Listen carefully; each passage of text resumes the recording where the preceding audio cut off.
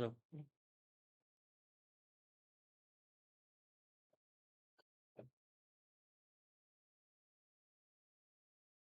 Okay.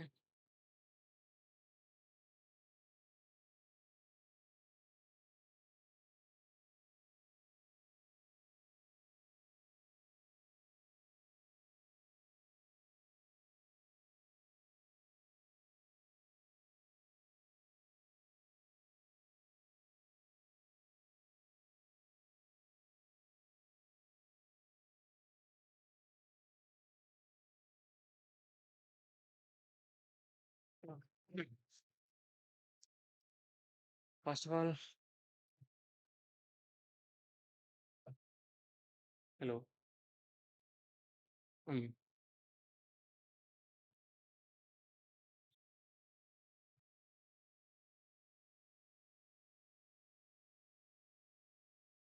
ఇప్పుడు Kia Motors లాగా మనం గూడా ఒక కొత్త కార్ మ్యానుఫ్యాక్చరింగ్ కంపెనీ స్టార్ట్ చేస్తామనుకున్నాం. సరే, మనం ఎందుకులే గానీ టాటా మోటార్సే ఉంది. హ్మ్. నితిన్ చేస్తాడా? చేస్తాడు. ఎట్లాగో వేరే వాళ్ళ దగ్గర ఎకరా ₹1,00,00,000 పైన నడుస్తుంది. ఏం తక్కువ? స్టార్ట్ చేస్తాడు. ఓకే. ఇప్పుడు మీరు చూసిన వీడియోలో గావచ్చు, ఆ కార్ మ్యానుఫ్యాక్చరింగ్ ప్రాసెస్‌లో గావచ్చు, నాకు కొన్ని ఎగ్జాంపుల్స్ చెప్పండి. ఆ కార్ మ్యానుఫ్యాక్చరింగ్‌కి ఏమేం మెటీరియల్స్ వాడతాము? ఏ లేబర్ ఇన్వాల్వ్ అవుతారు? ఎక్స్‌పెన్స్ ఏంటి? ఇండైరెక్ట్ ఎక్స్‌పెన్స్ ఏంటి? ఇండైరెక్ట్ మెటీరియల్స్ ఏంటి? ఇండైరెక్ట్ లేబర్ కాస్ట్ ఏంటి? కొన్ని ఎగ్జాంపుల్స్ చెప్పండి. First of all material.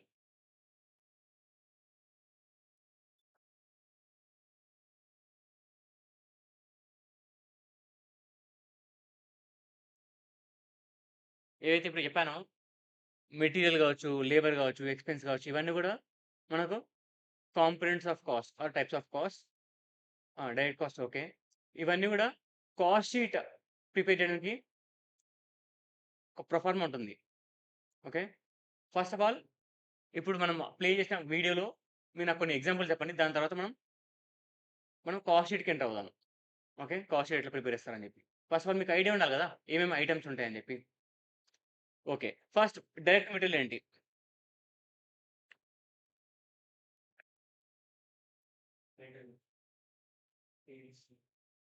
Okay. Tyres. Correct.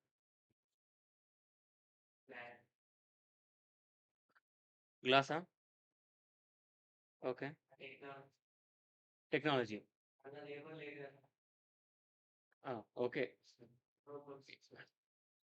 Okay. అయన్నీ మెటీరియల్ కాదు యాక్చువల్‌గా. రోబోట్స్ మెటీరియల్ కాదు. ఆ! Main engine. ఇంజిన్ లేకుండా ఎట్లా? చూపియలేదా? ఓకే. మళ్ళా చూపిస్తలే.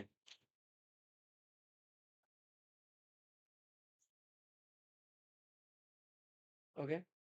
ఇంకా చాలా ఉంటాయి. చాలా ఉంటది. Okay. Even kind of paint కూడా మెటీరియల్ అవుతది. ఓకే. మిర్రర్స్ కావచ్చు, మల్టిపుల్ ఉన్నాయి. చాలా ఉన్నాయి. సరే ఇవి మనకు మెటీరియల్. లేబర్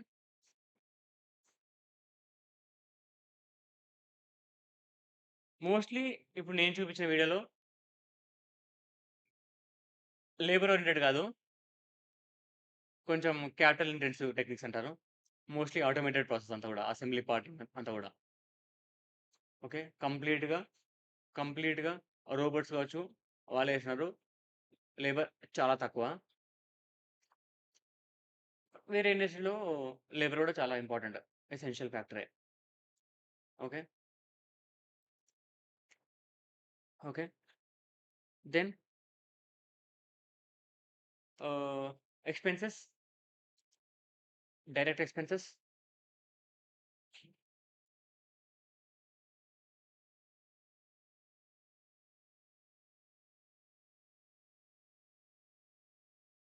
డైరెక్ట్ ఎక్స్‌పెన్సెస్‌లో రాయల్టీ మనం ఏమైనా పే చేస్తే గనుక గాని, లేదంటే టెక్నికల్ నో హౌ కావచ్చు.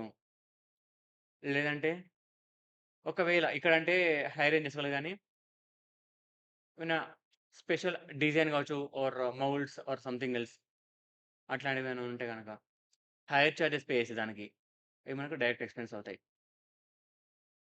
మీరు ఆ వీడియోలో అంత క్లీన్‌గా ఉండకపోవచ్చు. నాకు తెలియకపోవచ్చు. But few examples of direct expense అంటే గనక ఒకటి రాయల్టీ ఏమైనా పే చేస్తే, టెక్నికల్ నో హౌ కావచ్చు. లేదా ఒక ఎక్విప్‌మెంట్‌కి హైర్ చార్జెస్ ఏమన్నా రెంటల్ చార్జెస్ ఏమన్నా పే చేస్తే గనక ఇవన్నీ గూడా మనకు డైరెక్ట్ ఎక్స్‌పెన్సెస్ అవుతాయి.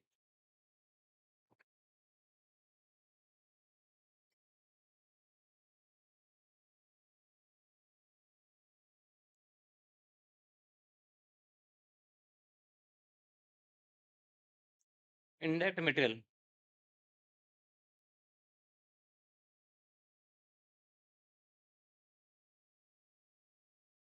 ఇండైరెక్ట్ మెటీరియల్‌కి ఏమైనా ఎగ్జాంపుల్ చెప్పగలుగుతారా?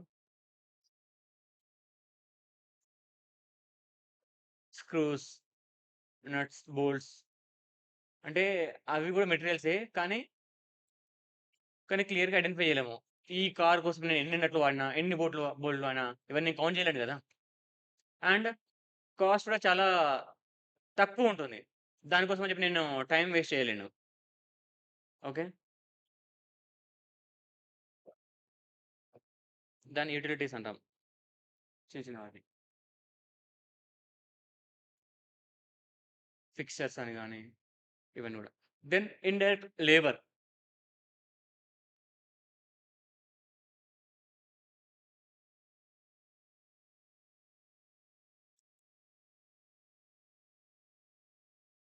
ఇక్కడ పెయింటర్ ఏమైనా ఉంటే గూడా వాళ్ళందరూ డైరెక్ట్‌గా ఇన్వాల్వ్ అవుతారు. ఇండైరెక్ట్ లేబర్ వచ్చేసరికి ఎగ్జాంపుల్స్ ఇండైరెక్ట్ లేబర్. మీకక్కడ కనపడలే గదా! ఓకే. సరే చూద్దాం. మేబీ క్వాలిటీ ఇన్స్‌పెక్టర్స్ ఎవరైనా ఉన్నారు. లైక్ ప్రాపర్‌గా కరెక్ట్‌గా వచ్చిందా? లేదా కార్ బానే ఉందా? లేదంటే ఏమైనా డిఫెక్ట్ వచ్చిందా? చెక్ చేసేవాడు కావచ్చు. లేకపోతే సూపర్వైజర్ కావచ్చు. బ్యాచ్ ప్రాపర్‌గా ఎళ్తుందా లేదా? ఓకే. వాళ్ళందరూ మనకు ఇండైరెక్ట్ లేబర్స్ అవుతారు.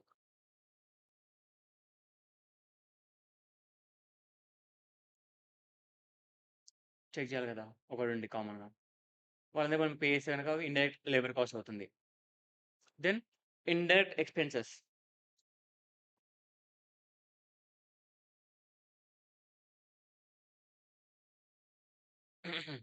ఇండైరెక్ట్ ఎక్స్‌పెన్స్ ఏముంటాయి? హ్మ్. ఎలక్ట్రిసిటీ, రెంట్,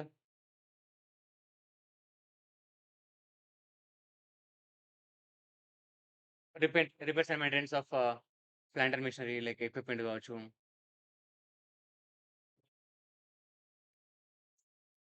హ్మ్. చెప్పాను కదా! Fuel charges. ఓకే. వాటెవర్. అర్థమైందా? ఇవన్నీ మనకు ఫ్యూ ఎగ్జాంపుల్స్. ఇంకా డీటెయిల్డ్ ఎగ్జాంపుల్స్ అన్నీ గూడా మీకు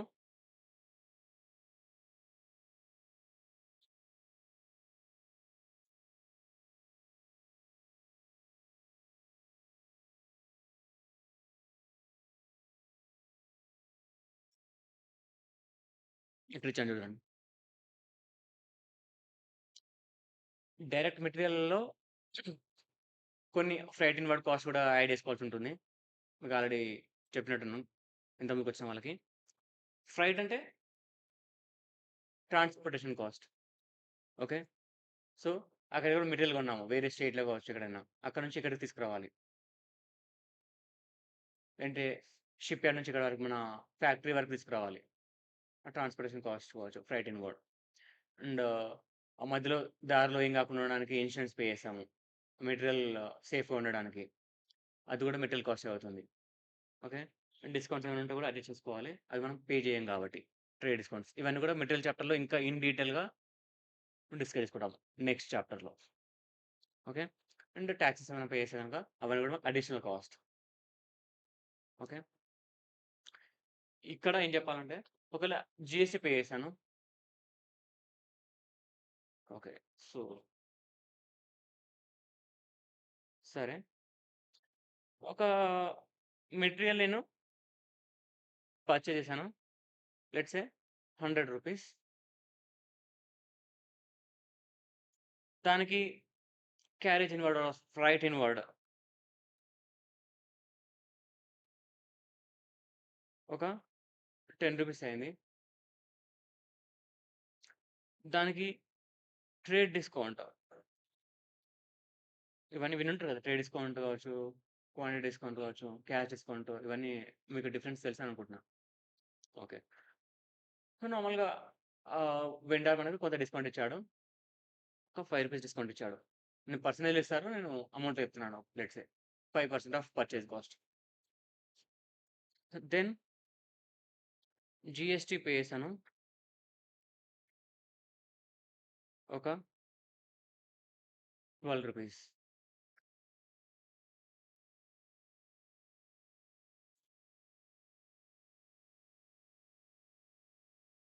ఓకే. ఇప్పుడు నాకు మెటీరియల్ కాస్ట్ నేను ఎంత తీసుకోవాలి నా కాస్ట్ షీట్‌లో? నా కాస్ట్ షీట్‌లో నేను మెటీరియల్ కాస్ట్ ఎంత తీసుకోవాలి? ఇంతకుముందుకు ఏం చెప్పాను? ఫ్రైట్ ఇన్వార్డ్ కావచ్చు, క్యారేజ్ ఇన్వార్డ్ కావచ్చు, డ్యూటీస్ అండ్ టాక్సెస్ కావచ్చు, అండ్ ట్రేడ్ డిస్కౌంట్స్ ఇవన్నీ కూడా నేను అడ్జస్ట్ చేసుకోవాలని చెప్పాను. ఫ్రైట్ అయితే యాడ్ చేస్తాము. ఏం చేయాలి? ఫ్రైట్ యాడ్ చేసేసాను. ఏది? పర్చేజ్ మెటీరియల్ పర్చేజ్ కాస్ట్‌కి. రూ. 100 నేను ఫ్రైట్ యాడ్ చేసుకుంటాను. సో, నా కాస్ట్ ఏమైతది? 100 కాదు 110 అవుతుంది. ఇన్సూరెన్స్ ఏమైనా పే చేశాను. ఆఫ్ రూ. 2 యాడ్ చేసేసేయి. 112 అట్లాగా నేను కొన్ని యాడ్ చేశాను. ట్రేడ్ డిస్కౌంట్ ఏమైనా ఉంటే అది మైనస్ చేయొచ్చు. ఎందుకంటే మనం రూ. 100 పే చేయాల్సిన అవసరం లేదు వాడికి. రూ. 5 తగ్గించుకొని 95 పే చేస్తే సరిపోతుంది. ఎందుకంటే వాడు డిస్కౌంట్ ఇచ్చాడు కాబట్టి. విన్నర్‌కి మనం రూ. 100 పే చేయాలి. మైనస్ పే చేసుకొని, డిస్కౌంట్ మైనస్ చేసుకొని, రిమైనింగ్ అమౌంట్ మనం పే చేస్తాము. మేనేజ్ చేస్తాను. జీఎస్టీ వచ్చింది. యాడ్. ఏం చేయాలి? ఐటీసీ జీఎస్టీ ఏం చేయాలి? యాడ్ చేయాలి. యాడ్ చేయాలి. ఎందుకు? ఎందుకు? మనకు యాక్చువల్‌గా అవుట్‌ఫ్లో. కానీ మనం ఎవరికి పే చేస్తాము? వెండర్‌కి కాదు. గవర్నమెంట్‌కి పే చేస్తాము. టాక్సెస్ అన్ని కూడా గవర్నమెంట్‌కి పే చేస్తాము. ఇది యాడ్ చేయాలి. సబ్జెక్ట్ టు ఈ term important. ITC available are not.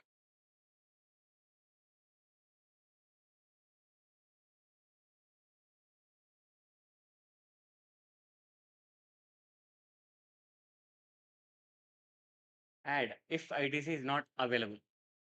కానీ ఇక్కడ ఏం చెప్పాను? ఐటీసీ అవైలబుల్ అని చెప్పాను. కాబట్టి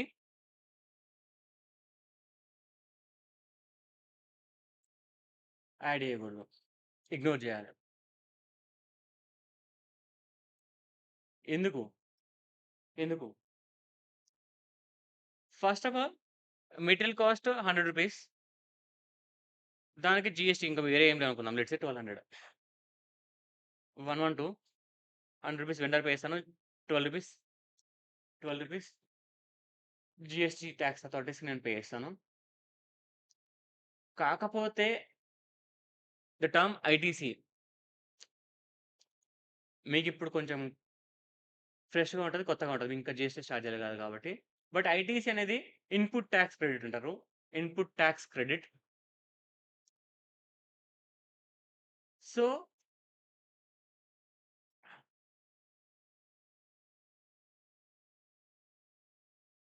ఒకటి first of all జీఎస్టీలో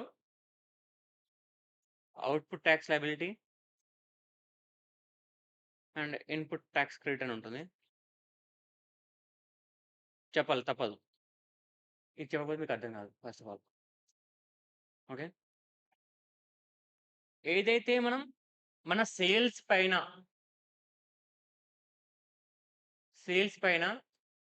GST pay చేస్తే దాన్ని అవుట్‌పుట్ టాక్స్ లయబిలిటీ అంటాము. సపోజ్ ఇప్పుడు మనం మాట్లాడుకున్న కార్ మ్యానుఫ్యాక్చరింగ్ కంపెనీ అని చెప్పి నేనొక కార్ సేల్ చేశాను. నేను మ్యానుఫ్యాక్చరర్‌ని సేల్ చేశాను. ఆ కార్ వాల్యూ 10,00,000 అనుకుందాం. దానిపైన జీఎస్టీ రేట్స్ ఉంటాయి. 5% అని, 12% అని, 18% అని, 28% అని కొన్ని టాక్స్ రేట్స్ ఉంటాయి. GST tax rates. Let's say 18% tax applicable అవుతుందనుకుందాము. 10,00,000 పైన 18% జీఎస్టీ పే చేయాలి. 18,00,000 ఇది మన అవుట్‌పుట్ టాక్స్ లయబిలిటీ అంటారు. నీ అవుట్‌పుట్ పైన నువ్వు పే చేయాల్సిన tax it's a liability to you. అందుకని output tax liability. Car is your output. నీ ఫైనల్ ప్రొడక్ట్. నీ ఫినిష్డ్ గుడ్. నీ అవుట్‌పుట్ అది. నువ్వు సేల్ చేయొచ్చు. నీ గూడ్స్ అది. దాని మీద టాక్స్ లయబిలిటీ ఉంటే అది అవుట్‌పుట్ టాక్స్ లయబిలిటీ అంటారు. నువ్వు పే చేయాలి. ఓకే. ఓకే. సో, 18,00,000 నీ output tax liability. But at the same time నువ్వు రా మెటీరియల్ కొన్నావు.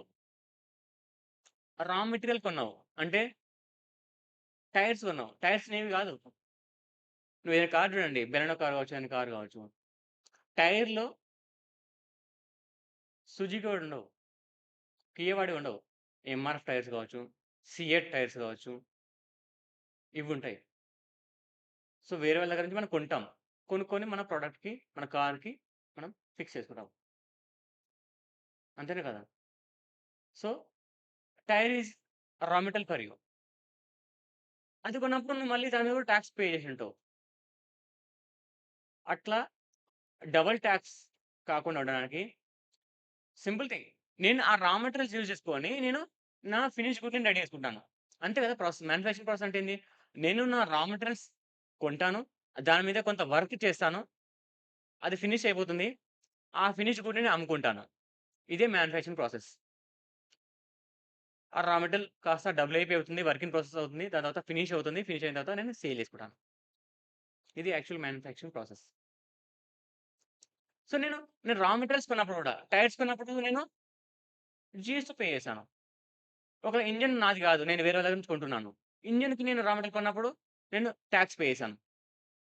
అప్పుడు పే చేసి ఇప్పుడు మళ్ళీ ఫినిష్ అయిపోయిన తర్వాత మళ్ళీ ఆ అవుట్‌పుట్ పైన కూడా ఆ కార్ అనే ప్రొడక్ట్ పైన కూడా నేను జీఎస్టీ పే చేస్తే గనక నాకు డబుల్ టాక్సేషన్ అవుతుంది. ఇలా డబుల్ టాక్స్‌ని అవాయిడ్ చేయడానికి government came up with a concept of input tax credit. So, నువ్వు ఏదైతే ఇన్‌పుట్స్ పైన నీ రా మెటీరియల్స్ పైన నువ్వు ఏదైతే టాక్స్ పే చేసావో అది నీకు క్రెడిట్ ఇస్తాను. నాకేం చేసావంటే నువ్వు ఇక్కడ 18,00,000ని అవుట్‌పుట్ టాక్స్ లయబిలిటీ కదా! ఓటీఎల్ అనుకుందాం. అవుట్‌పుట్ టాక్స్ లయబిలిటీ ఇది. నీ కార్ అనే ప్రొడక్ట్. నీ అవుట్‌పుట్ పైన నువ్వు లయబిలిటీ ఎంత అంటే 18,00,000. 10,00,000 పైన 18% జీఎస్టీ 18,00,000 నీ అవుట్‌పుట్ టాక్స్ లయబిలిటీ. ఇప్పుడేం చేసావంటే నీ ఇన్‌పుట్స్ ఏవైతే నీ టైర్స్ కావచ్చు, ఇంజిన్ కావచ్చు, ఇంకేదైనా రా మెటీరియల్స్ పైన నువ్వు జీఎస్టీ పే చేస్తే గనక లెట్స్ సే 2,00,000 జీఎస్టీ పే చేసావు ఆల్రెడీ ఆ ప్రొడక్ట్ పైన. అది డిడక్ట్ చేసుకొని నాకు 6,00,000 net tax liability net pay చేస్తే సరిపోతుంది అంటాడు. డీటెయిల్‌గా చెప్పట్లేదు. కొంచెం బ్రీఫ్‌గా చెప్తున్నా. మీకు జీఎస్టీలో ఇంకా డీటెయిల్‌గా వాళ్ళు చెప్తారు. GST faculty. But as of now 2 tax ఉంటాయి. ఒకటి అవుట్‌పుట్ టాక్స్ లయబిలిటీ. ఇంకోటి ఇన్‌పుట్ టాక్స్ క్రెడిట్. సో, నీకు అవుట్‌పుట్ పైన నువ్వు టాక్స్ లయబిలిటీ ఉంది. మళ్ళీ ఇన్‌పుట్ కూడా ఆల్రెడీ నువ్వు పే చేసుంటావు. ఇన్‌పుట్ నువ్వు రా మెటీరియల్ కొన్నప్పుడు ఆల్రెడీ ఆ రా మెటీరియల్ కొన్నప్పుడు ఏందనంటే మీరు చెప్పినట్టుగా ఇంతకు ముందుకు ఈ రూ. 100 నీ రా మెటీరియలా కాదా? లెట్స్ సే ఇదొక టైర్ అనుకుందాం. నీ కార్‌కి హెల్ప్ అయ్యే ఒక రా మెటీరియల్ టైర్. టైర్ కొన్నావు. సింపుల్‌గా చెప్పాలంటే దాని కాస్ట్ యాక్చువల్‌గా చెప్పట్లేదు. రూ. 100 కాస్ట్ అనుకుంటున్నాను. కొన్ని అడిషనల్ ఫ్రైట్ కావచ్చు, ట్రేడ్ డిస్కౌంట్ కావచ్చు ఇవన్నీ ఉన్నాయి. అండ్ జీఎస్టీ ఉంది. నేను ఆల్రెడీ ఈ రూ. 12 పే చేశాను ఆటికి. జీఎస్టీ మీరన్నట్టుగానే. మీరు రూ. 12 అన్నారు కదా! జీఎస్టీ యాడ్ చేయమని చెప్పి. నేను యాడ్ చేశాను, పే చేసేసాను. ఎవరికి? వెండర్‌కి చేసుకున్నాడు. వెండర్ పే చేసుకున్నాడు. అది వాటెవర్ వేరే విషయం అది. ఇక్కడ 18,00,000 పే చేసేటప్పుడు గవర్నమెంట్ ఏమంటుందనంటే, నీ ఇన్‌పుట్ టాక్స్ రేట్ నువ్వు ఆల్రెడీ ఎప్పుడైతే నువ్వు రా మెటీరియల్ కొన్నప్పుడు కొంత అమౌంట్ పే చేసావో ఇన్‌పుట్ ఆ టాక్స్. అది ఇప్పుడు క్రెడిట్ తీసుకో. ఆల్రెడీ నేను వెండర్‌కి అప్పుడు పే చేశాను. రా మెటీరియల్స్ పైన జీఎస్టీ టాక్స్ పే చేశాను. ఇప్పుడు నీ అవుట్‌పుట్ టాక్స్ పే చేసేటప్పుడు అది డిడక్ట్ చేసుకొని నెట్ పే చేయి చాలు. ఏం చేస్తున్నాను? లెట్స్ సే ఇక్కడ ఇది 12,00,000 అనుకుంటే గనక అప్పుడు 12,00,000 పే చేశాను. ఇప్పుడు 6,00,000 పే చేసినాను. ఎంత పే చేసినట్టు? 18,00,000 పే చేసినట్టు. రా మెటీరియల్స్ పర్చేజ్ చేసేటప్పుడు కొంత అమౌంట్ పే చేశాను. 12,00,000. ఇప్పుడు ఇలా నెట్ టాక్స్ లయబిలిటీ అరైవ్ అయ్యాను. ఎట్లా? Output tax liability minus input tax తీసేసుకొని రిమైనింగ్ అమౌంట్ ఆఫ్ 6,00,000 నేను నెట్ పే చేస్తున్నాను. సో, 12 + 6 18,00,000 నేను పే చేయాలి. నా లయబిలిటీ ఎంత? 18,00,000. 18,00,000 పే చేస్తున్నాను.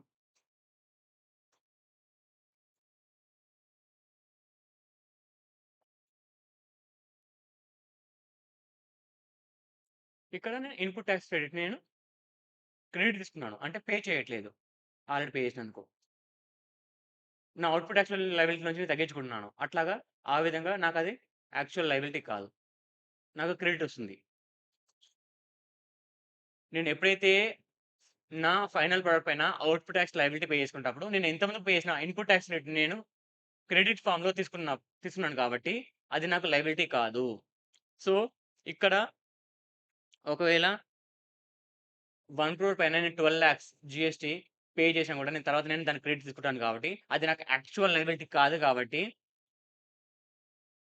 నేను నా మెటీరియల్ కాస్ట్‌లో ఈ 12,00,000 నేను యాడ్ చేసుకోను. ఇగ్నోర్ చేస్తాను. ఎప్పుడు? ఇఫ్ మనకు ఐటీసీ అవైలబుల్ ఉంటే. ఐటీసీ క్రెడిట్‌ని తీసుకోవచ్చు అని తెలిస్తే గనక అది మీరు యాడ్ చేయొద్దు. ఒకవేళ ఐటీసీ క్రెడిట్ అవైలబుల్ లేదు. మీ పాకెట్ నుంచి మీరు పే చేయాలి. అట్లాంటి కేస్‌లో మీరు కావాలంటే యాడ్ చేసుకోండి. అందుకని క్లియర్‌గా ఇక్కడ మెన్షన్ చేశాను.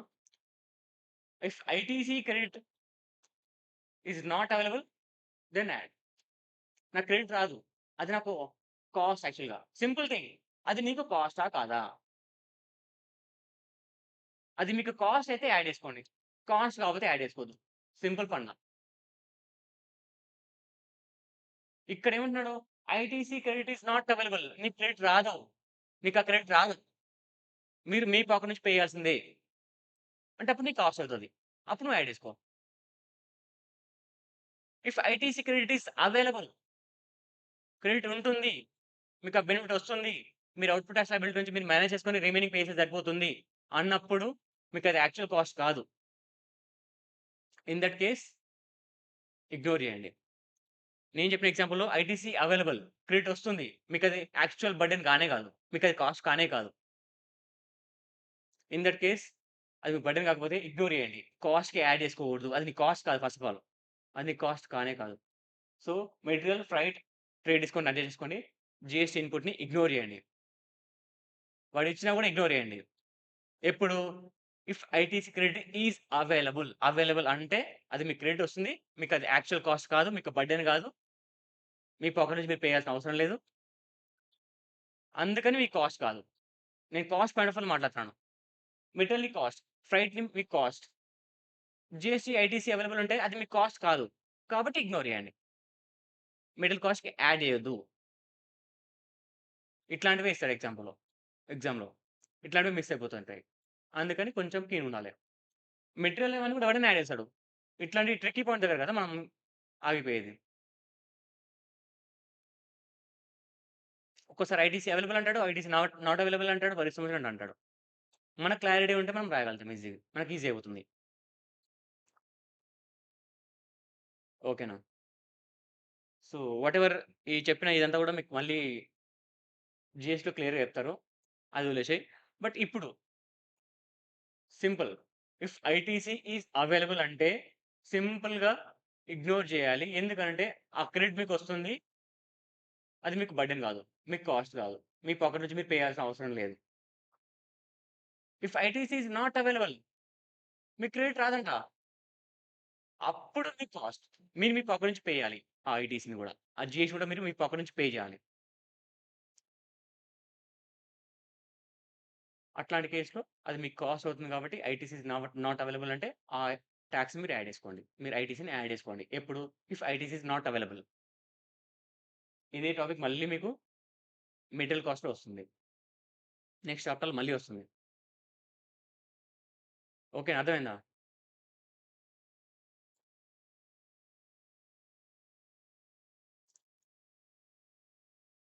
Labour cost. లేబర్ కాస్ట్ ఏంటంటే, మీ మ్యానుఫ్యాక్చరింగ్ ప్రాసెస్‌లో ఫ్యాక్టరీ దగ్గర ప్రొడక్షన్ ప్రాసెస్‌లో ఎవరైతే లేబర్ ఇన్వాల్వ్ అవుతున్నారో, ఎంప్లాయీస్ ఇన్వాల్వ్ అవుతున్నారో, వాళ్ళకు పే చేసే ఎనీ కైండ్ ఆఫ్ ఎక్స్‌పెన్స్ అది మీకు లేబర్ కాస్ట్ అవుతుంది. వాడికి పే చేసే వేజెస్ కావచ్చు, పీఎఫ్ కావచ్చు, ఈఎస్ఐ కావచ్చు, ఓవర్ టైమ్ అలవెన్స్ కావచ్చు, ఎక్స్‌ట్రా టైమ్ వర్క్ చేస్తున్నాడు నార్మల్ షిఫ్ట్ కంటే. ప్రొడక్షన్ ఇంక్రీజ్ చేయడానికి. లేదా బిజీ సీజన్‌లో లైక్ ఒకవేళ మన స్వీట్ షాప్ ఉంది. మేబీ దీవాళి టైంలో స్వీట్స్ ఎక్కువ కొంటారు. లేదంటే దసరా, దీవాళి టైంలో క్లోత్స్ ఎక్కువ కొంటారు. అది వాళ్ళకి బిజీ సీజన్ అవుతుంది. కొంచెం మ్యానుఫ్యాక్చరింగ్ ఎక్కువ చేస్తారు. అట్లాంటి టైంలో వాళ్ళు ఓవర్ టైమ్ చేశారు. ఎందుకు? ప్రొడక్షన్ ఎక్కువ అవ్వడానికి. సో, ఓవర్ టైమ్ కావచ్చు వాళ్ళకి పే చేసేది. నైట్ షిఫ్ట్ అలవెన్స్ కావచ్చు. So, any kind of benefits paid to employee who work at factory premises. Actual manufacturing ప్రాసెస్‌లో వర్క్ చేసే వాళ్ళకి మాత్రమే డైరెక్ట్ లేబర్ కాస్ట్ అంటాము. యాక్చువల్ మ్యానుఫ్యాక్చరింగ్ ప్రాసెస్‌లో ఇన్వాల్వ్ అయిన లేబర్స్‌కి మనం ఏం పే చేసినా గూడా అది మనకు డైరెక్ట్ లేబర్ కాస్ట్ అవుతుంది. వాడు ప్రొడక్షన్ ప్రాసెస్‌లో ఇన్వాల్వ్ అవ్వట్లేదు. అప్పుడు మనం ఇండైరెక్ట్ లేబర్ కాస్ట్ అంటాం. లైక్‌వైస్ సూపర్వైజర్స్ కావచ్చు, వాళ్ళందరూ. క్వాలిటీ ఇన్స్‌పెక్షన్ కావచ్చు ఇవన్నీ. వాళ్ళందరూ మ్యానుఫ్యాక్చరింగ్ ప్రాసెస్‌లో ఇన్వాల్వ్ అవ్వరు ఆళ్ళు. ఓకే. జస్ట్ వాళ్ళు సూపర్వైజ్ చేస్తారు అంతే. ఓకేనా? అంటే వాళ్ళు చేసే వర్క్ వల్ల నీ ప్రొడక్ట్‌కి వాల్యూ అడిషన్ ఉండాలి. డైరెక్ట్ వాల్యూ అడిషన్ ఉండాలి. వాళ్ళని మనం డైరెక్ట్ లేబర్స్ అంటాం. వాళ్ళకి పే చేసి మనం డైరెక్ట్ లేబర్ కాస్ట్ అంటాం. అర్థమవుతుందా? అర్థమవుతుందా? డిఫరెన్స్. డైరెక్ట్ లేబర్ కాస్ట్‌కి, ఇండైరెక్ట్ లేబర్ కాస్ట్‌కి డిఫరెన్స్. వాడి ఎఫర్ట్స్ వల్ల నీ ప్రొడక్ట్‌కి వాల్యూ అడిషన్ ఉండాలి. ఓకే. ఫ్యాక్టరీ వర్కర్స్ చేస్తే ఇవన్నీ గూడా మనం ఆ కాస్ట్ అన్నీ గూడా మనం యాడ్ చేసుకుంటాము. డైరెక్ట్ లేబర్ కాస్ట్‌లో తీసుకుంటాం. లేదు హెచ్ఆర్ ఉన్నాడు. అంటే ఆ ఫ్యాక్టరీలో కావాల్సిన ఫ్యాక్టరీ వర్కర్స్‌ని డిప్లాయ్ చేయడానికి, ఎంప్లాయ్ చేయడానికి హెచ్ఆర్ వర్క్ చేస్తాడు.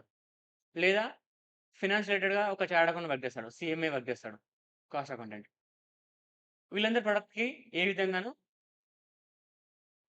బెనిఫిట్స్ ఉండవు. లైక్ వాళ్ళ వల్ల వాల్యూ అడిషన్ ఏమి ఉండదు మనకి.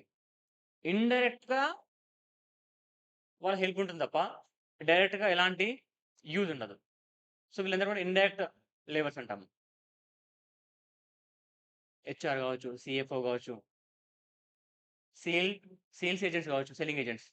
వీళ్ళందరూ కూడా ఎక్కడ కూడా వాళ్ళకి మనకు డైరెక్ట్ ఎంప్లాయీస్ కాదు. అంటే వాళ్ళ వల్ల మనకు ఆ ప్రొడక్ట్‌కి ఎలాంటి వాల్యూ అడిషన్ లేదు. ఇండైరెక్ట్‌గా ఉంటుంది అంతే. డైరెక్ట్‌గా అయితే ఉండదు. అర్థమవుతుందా? So, in relation to production of goods or services ఎవరైనా ఎంప్లాయీస్ వర్క్ చేస్తే వాళ్ళ రిలేటెడ్‌గా ఈ కాస్ట్ అన్ని కూడా మనకు డైరెక్ట్ లేబర్ కాస్ట్ అవుతుంది. హెచ్ఆర్‌కి, సీఏలకి, సీఎఫ్ఓలకి, డైరెక్టర్స్‌కి ఇస్తేగా అది డైరెక్ట్ లేబర్ కాస్ట్ కాదు. ఇండైరెక్ట్ లేబర్ కాస్ట్ అవుతుంది. ఓకేనా?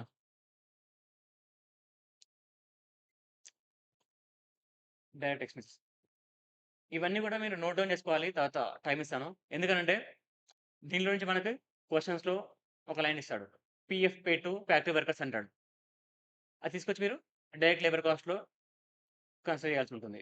అందుకని ఇంపార్టెంట్ ఇవన్నీ. ఇవన్నీ కూడా మనకు క్వెషన్స్ నుంచి తీసుకొచ్చినవే. సో, ఇవన్నీ మీకు ఐడియా ఉంటే ఆటోమేటిక్‌గా క్వెషన్ ఈజీ అయిపోతుంది. రాయల్టీ పెయిడ్ ఇంతకుముందు చెప్పాను కదా! కార్ మ్యానుఫ్యాక్చరింగ్ రాయల్టీ పెయిడ్ కావచ్చు. Hire charges paid for specific equipment కావచ్చు. అంటే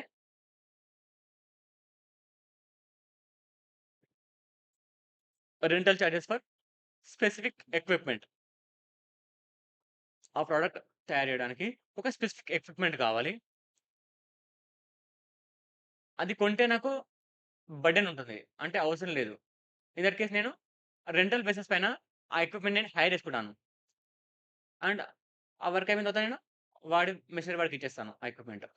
ఆ విధంగా నాకు లో కాస్ట్‌లో నాకు ఆ పని అయిపోయేలాగా చూసుకుంటాను. ఆ వర్క్ అయిపోయేలాగా. అర్థమవుతుందా? ఎగ్జాంపుల్? ఆ! టెంట్ హౌస్ కాదు. అది ఎగ్జాంపుల్ కాదు ఫస్ట్. మీకేదో సింపుల్‌గా చెప్పాలని అట్లా చెప్పాను గానీ, ఒకవేళ సింపుల్ చిన్న ఎగ్జాంపుల్ ఇస్తున్నాం. ఒక జ్యూస్ షాప్ వాడున్నాడు. ఓకే. లేదా, లేదా ఒక కస్టమర్ టైలర్డ్ ఒక ప్రొడక్ట్ అడిగాడు. ఒక కస్టమర్ వచ్చి. నాది జనరల్‌గా ఏందంటే ఒక షర్ట్ మ్యానుఫ్యాక్చరింగ్ కంపెనీ అనుకున్నాము. షర్ట్స్ మ్యానుఫ్యాక్చర్ చేస్తాను. నా దగ్గర కొన్ని డిజైన్స్ ఉన్నాయి. చేశాను. బట్ కస్టమర్ వచ్చి నాకు పెళ్ళికి ఒక కుర్తా కావాలి. కొంచెం డిఫరెంట్ టైప్ ఆఫ్ మోడల్ అన్నాడు. నేను నాకా కస్టమర్‌ని వదులుకోవాలని లేదు. ఆ ఆర్డర్‌ని టేకప్ చేద్దాం అనుకుంటున్నా. కానీ దానికి కావాల్సిన కొంత డిజైన్ ఏదైతే ఉందో అది నా దగ్గరున్న మౌల్డ్ వల్ల కావచ్చు, నా దగ్గరున్న ఎక్విప్‌మెంట్ వల్ల నేను చేయలేను. ఫర్ దట్ మ్యాటర్ ఏదైనా సోఫా కావచ్చు, కస్టమ్ మేడ్ కావచ్చు, లేదంటే కార్‌లో ఎక్స్‌ట్రా ఫర్నిచర్ కావచ్చు. సంథింగ్ కావాలి. కస్టమర్ స్పెసిఫిక్‌గా అడిగాడు. బట్ జనరల్‌గా నా లైన్ ఆఫ్ ప్రొడక్ట్స్‌లో నేనెప్పుడు అట్లా చేయలేదు. బట్ కస్టమర్ స్పెసిఫిక్‌గా అడిగాడు. వాడి కోసం నేను చేయాలనుకుంటున్నా. కస్టమర్స్‌ని పంపించేయాలని లేదు. చేద్దాం అనుకుంటున్నా. దాని కోసం ఒక ఎక్విప్‌మెంట్ కావాలి. ఆ ఎక్విప్‌మెంట్ నా దగ్గర లేదు. పోనీ కొందామా అంటేనేమో ఒక కస్టమర్ కోసం నేను కొనలేను. అది కొంచెం క్యాపిటల్‌తో కూడుకున్న పని. జస్ట్ కొంచెం ఖర్చెక్కువవుతది. Let's say. ఒక కస్టమర్ కోసం నేను కొనలేను. అట్లాంటి కేస్‌లో నేను రెంటల్ బేసిస్ పైన బయట మార్కెట్‌లో దొరికితే ఎక్విప్‌మెంట్ నేను హైర్ చేసుకుంటాను. కస్టమర్ చెప్పినట్టుగా డిజైన్ చేస్తాను ఆ ప్రొడక్ట్‌ని. ఆ కస్టమర్‌కి అమ్మేస్తాను. నేను ఆ ఎక్విప్‌మెంట్‌ని మళ్ళీ రిటర్న్ ఇచ్చేస్తాను. ఏదైతే వాడుకున్నానో ఆ 1 డే కావచ్చు, 1 వీక్ కావచ్చు, ఆ టైంకి నేను ఆ రెంటల్ చార్జెస్ పే చేస్తాను. ఆ విధంగా నేను తక్కువ కాస్ట్‌లో చీప్ కాస్ట్‌లో నేను ఆ వర్క్ అయిపోయేలా చూసుకుంటాను. అంతేగాని ఒక కస్టమర్ కోసం చెప్పి నేను 1,00,000, 10,00,000 పెట్టి నేను ఆ మెషిన్ కొనలేను. It's not feasible. అది కరెక్ట్ కాదట్లా. అర్థమవుతుందా?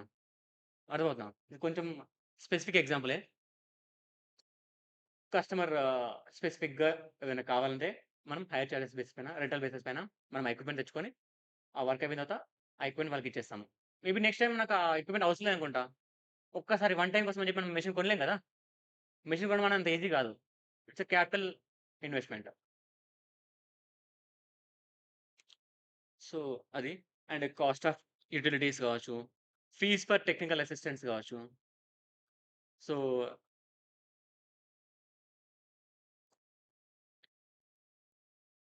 And amortised cost of moulds and patterns. ఇంతకుముందు మనకి కార్ మ్యానుఫ్యాక్చరింగ్ ప్రాసెస్‌లో చూసారు గదా! ఆ ఫిట్టింగ్ గావచ్చు, ఆ పైన అంతా గూడా లేయర్, కింద గూడా అదంతా గూడా ప్యాటర్న్స్ అంటాం. మౌల్డ్స్ అంటాం. కంప్లీట్‌లీ ఒకసారి ఏం చేస్తారంటే, ఆ ప్యాటర్న్ చేస్తారు.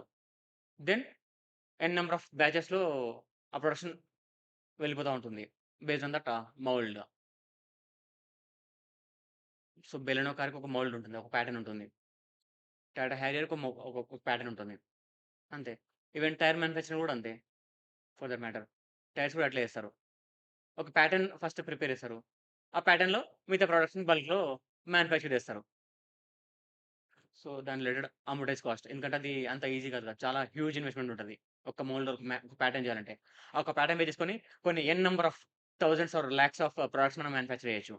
సో, అది కొంచెం చాలా హ్యూజ్ కాస్ట్ ఉంటుంది. దాన్ని అమోర్టైజ్ చేస్తాం over a period of time based on the volume of the products కావచ్చు. డిప్రిసియేషన్, అమోర్టైజేషన్ అంటే అదే కదా! వినుంటారు కదా! Depreciation or amortisation both are same. Direct tangible assets అయితేమో డిప్రిసియేషన్ అంటాము. ఇన్‌టాంజిబుల్ అయితేనేమో అమోర్టైజ్డ్ కాస్ట్ అంటాం అంతే. Yeah! Cost of product or service of specific design కావచ్చు. సో, కొంచెం మిగతా వాటితో పోలిస్తే ఈ డైరెక్ట్ ఎక్స్‌పెన్స్ అయితే కొంచెం స్పెసిఫిక్‌గా చాలా లిమిటెడ్ ఎగ్జాంపుల్స్ ఉంటాయి. ఈచ్ అండ్ పక్కా క్వెషన్‌లో ఒక ఎగ్జాంపుల్ ఆఫ్ డైరెక్ట్ ఎక్స్‌పెన్స్ ఇచ్చే ఛాన్స్ ఉంటుంది మోస్ట్‌లీ. కాబట్టి ఇవి కొంచెం హ్యాండీ ఉండాలి. కొంచెం గుర్తుపెట్టుకోవాలి. ఆ hire charges of specific equipment కావచ్చు, అమోర్టైజ్ కాస్ట్ ఆఫ్ మోల్డ్స్, ప్యాటర్న్స్ కావచ్చు, ఇట్లాంటివి. రాయల్టీస్ కావచ్చు. ఏదైనా చాలా తక్కువ ఎగ్జాంపుల్స్ కావచ్చు. డిఫరెంట్ కాబట్టి ఇట్లాంటి వాటి నుంచి పక్కా క్వెషన్‌లో ఒక ఇది యాడ్ చేసాడు. రాయల్టీ యాడ్ చేసాడు. హైర్ చార్జెస్ యాడ్ చేసాడు. కొంచెం గుర్తుపెట్టుకోవాలి అంతే. సో, సరే.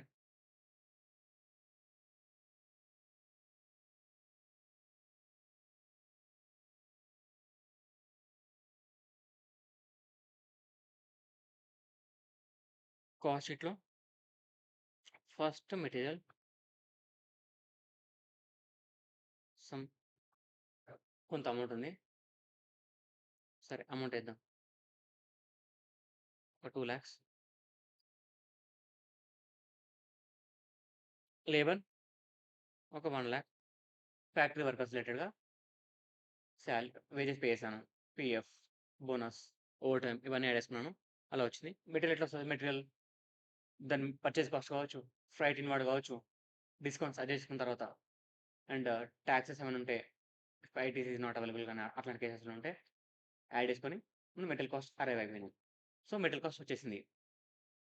లేబర్ కాస్ట్ వచ్చేసింది. వాళ్ళ వేజెస్ కావచ్చు, పీఎఫ్, ఓవర్ టైమ్ అట్లాంటివి. Then direct expenses, royalties, hire charges of specific equipment, moulds patterns యొక్క అమర్టైజ్డ్ కాస్ట్ అదొక 50,000. వీటిని మనం ప్రైమరీ ఎలిమెంట్స్, ప్రైమ్ కాస్ట్ అంటాం. ఈ 3 మనకు క్రూషియల్ ఎలిమెంట్స్. ఇవి లేకుండా మనం మ్యానుఫ్యాక్చరింగ్ చేయలేము. వితౌట్ మెటీరియల్ అసలు ప్రొడక్ట్ తయారు చేయలేము. అట్లాగా. So, prime cost. అండ్ దాని తర్వాత indirect cost.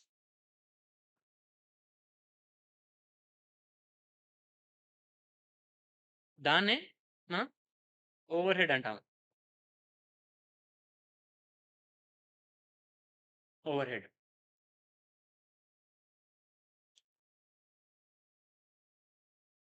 Indirect cost further bifurcated into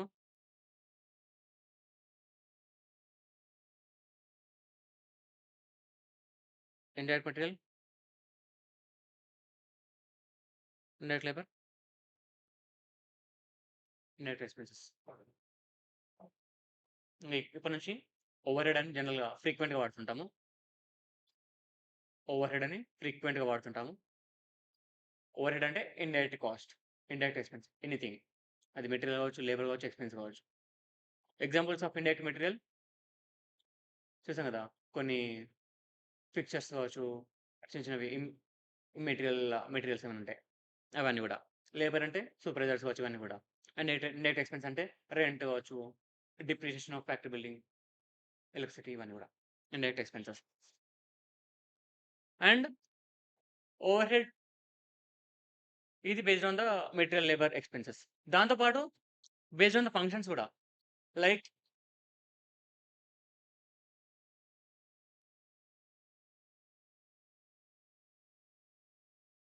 okay.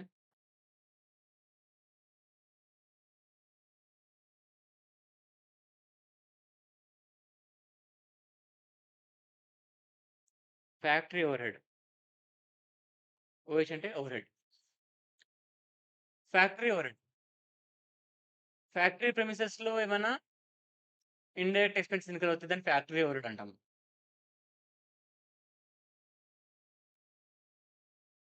Administration overhead. Administration overhead అంటే ఔట్‌సైడ్ ద ఫ్యాక్టరీ. ఏవైనా ఇండైరెక్ట్ ఎక్స్‌పెన్స్ ఇన్‌కర్ అవుతే దాన్ని అడ్మినిస్ట్రేటివ్ ఓవర్‌హెడ్ అంటాం. అట్లాగే selling and distribution overhead. Various స్టేజెస్‌లో ఒక్కో దగ్గర కొన్ని కాస్ట్ ఇన్‌కర్ అవుతాము. Indirect cost. అవి మళ్ళీ further bifurcated factory, administration and selling and distribution overhead. Okay.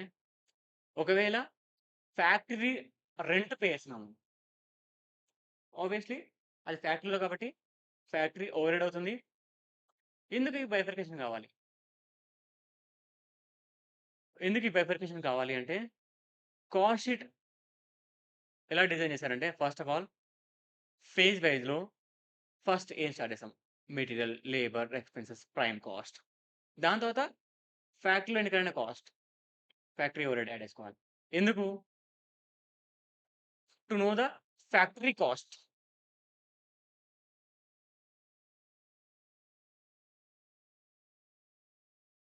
ఇది proforma of cost sheet.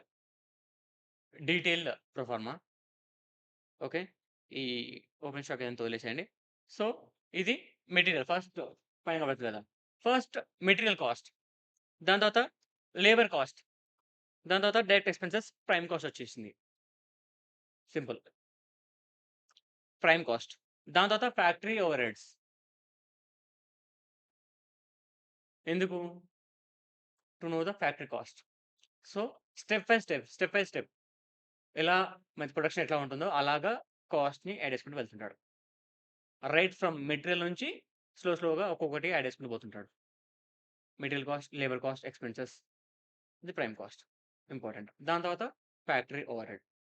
So, indirect cost start అయిపోయింది. ఇండైరెక్ట్ కాస్ట్‌లో ఫస్ట్ ఏంటి? Factory overhead. ఎందుకంటే మనకు ఫ్యాక్టరీలో ఎంత కాస్ట్ అయింది ఫస్ట్ అది తెలవాలి. దాని తర్వాత అడ్మినిస్ట్రేషన్ ఓవర్‌హెడ్ యాడ్ చేసుకున్నాడు. ప్రొడక్షన్ రిలేటెడ్‌గా.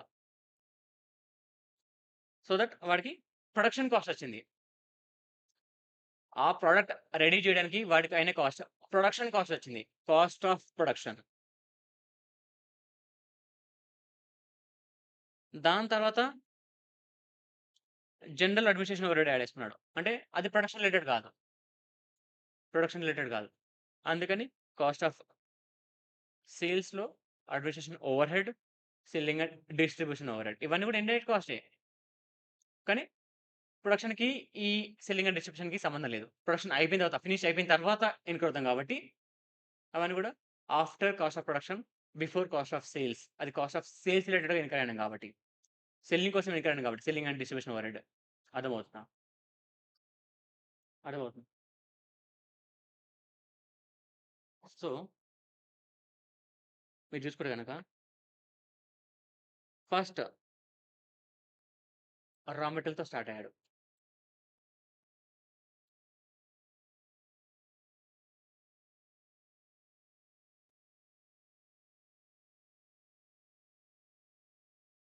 రా మెటీరియల్ డబ్ల్యూఐపీ ఫినిష్ చేసుకున్నాము. ప్రొడక్షన్ అయిపోయింది.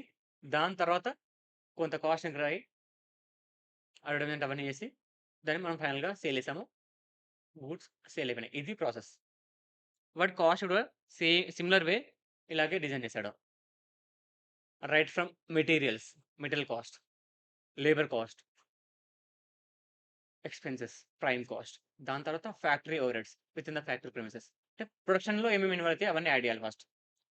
ప్రొడక్షన్‌లో ఫ్యాక్టరీ ఓవర్‌హెడ్ ఇన్‌కర్ అవుతాము. అది యాడ్ చేసుకోండి. ఎందుకంటే అది కూడా ప్రొడక్షన్‌కి ఇంపార్టెంటే. కాకపోతే అదేంటంటే డైరెక్ట్‌గా కాకుండా ఇండైరెక్ట్‌గా ఇన్‌కర్ అవుతున్నాము. ఫ్యాక్టరీలో ఇండైరెక్ట్‌గా ఇన్‌కర్ అవుతున్నాము. లెట్స్ సే ఫ్యాక్టరీలో ఒక ప్లాంట్ అండ్ మెషినరీ ఉంది. ఫ్యాక్టరీ రెంట్ ఉంది. ఇవన్నీ కూడా ఫ్యాక్టరీ ఓవర్‌హెడ్. ఇది కూడా మనకు ప్రొడక్షన్‌కి ఇంపార్టెంటే. Equally important. కానీ నేను డైరెక్ట్‌గా ఐడెంటిఫై చేయలేకపోతున్నాను. ఈ ఫ్యాక్టరీలో మనం పే చేసే రెంట్ ఒక ప్రొడక్ట్ కాదు కదా! మల్టిపుల్ ప్రొడక్ట్స్ చేసుండొచ్చు ఆ ఫ్యాక్టరీలో. మరి ఈ ప్రొడక్ట్‌కి ఎంత? తెలవాలి కదా! సో, అందుకని బైఫర్కేషన్ కోసం అని చెప్పి ఇండైరెక్ట్ కాస్ట్‌ని మనం సెగ్రిగేట్ చేస్తున్నాము. ఓకే. ఫ్యాక్టరీ ఓవర్‌హెడ్‌ని ఇక్కడ మనం యాడ్ చేసుకుంటాం ఫస్ట్. దాని తర్వాత మనకు ఆ ఫ్యాక్టరీలో ఇన్‌కర్ అయిన కాస్ట్ తెలిసిపోతుంది. ఫ్యాక్టరీ కాస్ట్ వస్తుంది. ఫ్యాక్టరీలో కాస్ట్ వచ్చిన తర్వాత దాని తర్వాత ఔట్‌సైడ్ ద ఫ్యాక్టరీ ఇంకా వేరే ఏమన్నా కాస్ట్ ఇన్‌కర్ అవుతున్నామా? ఎందుకు? కొన్నిసార్లు కొన్ని ప్రొడక్ట్స్‌కి కొంత ప్యాకింగ్ కాస్ట్ కావాలి. మినిమల్ ప్యాకింగ్ లేకుండా ఆ ప్రొడక్ట్ అసలు సస్టైన్ అవ్వదు. అసలు ప్రొడక్ట్ ఉండదు. ఖరాబ్ అయిపోతున్నాయి. ఆ హోల్డ్ చేయడానికి, ఆ కండిషన్స్ ఆహ్, ఆ గుడ్ యాసిడ్ ఉండడానికి కొంత ప్రైమరీ ప్యాకింగ్ ఉండాలి. In that case primary packing cost కావచ్చు, administration overhead primary. Let's say ఒక ప్రొడక్ట్ రెడీ చేశాను. లైక్ అది కొంత కోల్డ్ స్టోరేజ్‌లో కావచ్చు, ఫ్రిడ్జ్‌లో కావచ్చు కొన్నిసార్లు ఐస్ క్యూబ్స్‌లో పెట్టాల్సి ఉండొచ్చు.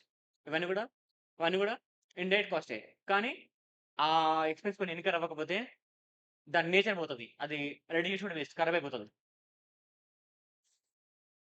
డ్రగ్స్ కావచ్చు, టాబ్లెట్స్ కావచ్చు, కొన్ని ప్రిజర్వేటివ్స్ ఉంటాయి. కొన్ని కొన్ని మనం మెయింటైన్ చేయాలి.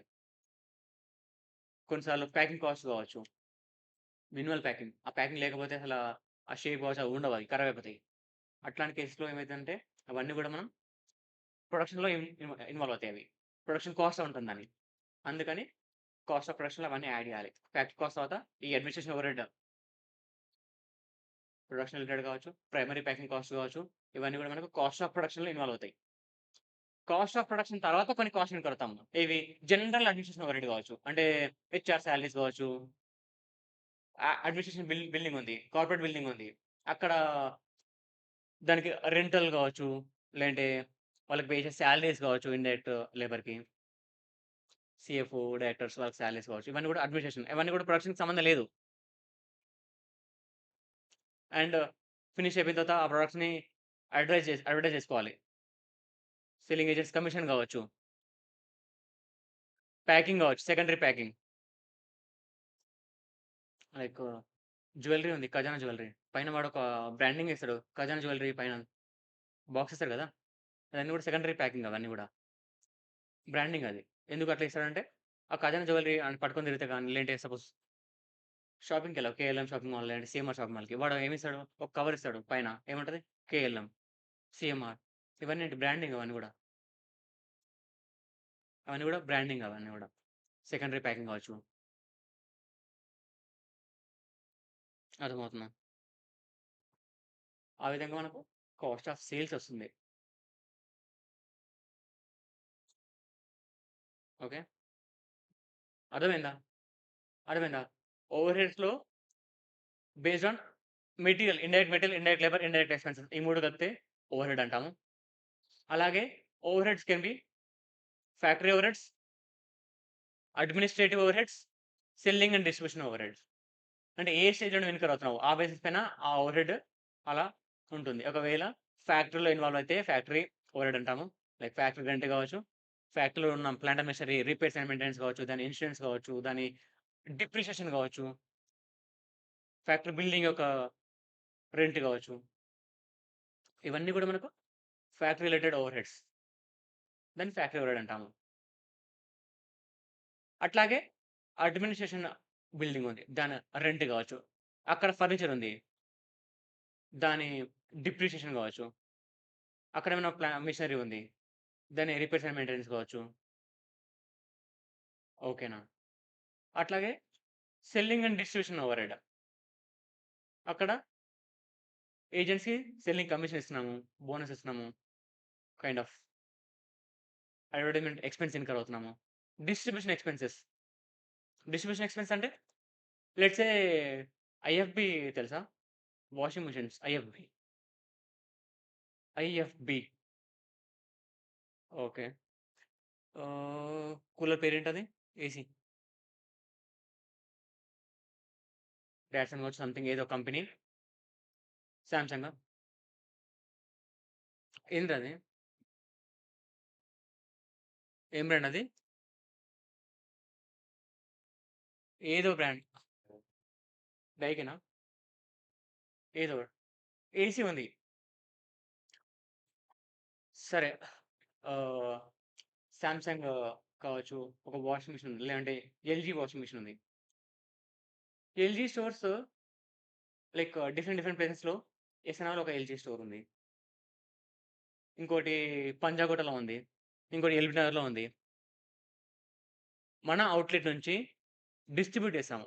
ఎవరికి డిఫరెంట్ అవుట్‌లెట్స్‌కి అవి డిస్ట్రిబ్యూట్ చేసాము. అవన్నీ కూడా డిస్ట్రిబ్యూషన్ కాస్ట్ అంటాం. తీసుకెళ్ళాలంటే ట్రాన్స్‌పోర్టేషన్ కావాలి కదా! అండ్ ఎందుకంటే అందరు కస్టమర్స్ వచ్చి ఎల్బీ నగర్‌లో వచ్చి ఇప్పుడు నా ఫ్యాక్టరీ అవుట్‌లెట్ లెట్స్ సే మియాపూర్‌లో ఉంది. మియాపూర్‌లో నా ఫ్యాక్టరీ ఉంది. అక్కడ నేను ప్రొడక్ట్స్ మ్యానుఫ్యాక్చర్ చేశాను. కస్టమర్స్ ఆఫ్ ఎల్బీ నగర్‌లో ఉన్నోళ్ళు, నాగోల్‌లో ఉన్నోళ్ళు, ఉప్పల్‌లో ఉన్నోళ్ళు వాళ్ళందరూ వచ్చి మియాపూర్ పోవాలా? అవసరం లేదు కదా! అక్కడే ఎల్బీ నగర్‌లో ఒక అవుట్‌లెట్ ఓపెన్ చేశాను. అక్కడ నుంచి నేను డిస్ట్రిబ్యూట్ చేశాను నా ప్రొడక్ట్స్‌ని. అక్కడ కొన్ని, అల్వాల్‌లో కొన్ని, అటు సైడ్ నానక్రామ్ గూడ, సిటీలో డిఫరెంట్ ప్లేసెస్‌లో డిఫరెంట్ అవుట్‌లెట్స్ ఓపెన్ చేసేసి కస్టమర్స్‌కి ఈజీ అయ్యేలాగా కస్టమర్స్ దగ్గరికి మన ప్రొడక్ట్స్‌ని నేను సెండ్ చేస్తాను. ఆ విధంగా కస్టమర్స్ వాళ్ళకి ఈజీ అయిపోతుంది. మన సేల్స్ ఎక్కువైపోతాయి కదా! అక్కడి నుంచి ఇక్కడ రారు కదా జనాలు. మనమే అక్కడికెళ్ళి ఒక అవుట్‌లెట్ ఓపెన్ చేసుకొని, మన ప్రొడక్ట్స్‌ని అక్కడ డిస్‌ప్లే చేస్తే గనక, దగ్గరలో ఉన్న అవుట్‌లెట్‌కెళ్ళిపోయి వాళ్ళు కొంటారు. అంతేనా? సో, ఇవన్నీ డిస్ట్రిబ్యూషన్ కాస్ట్ అంటాం. ఆ ట్రాన్స్‌పోర్టేషన్ కావచ్చు అవన్నీ గూడా.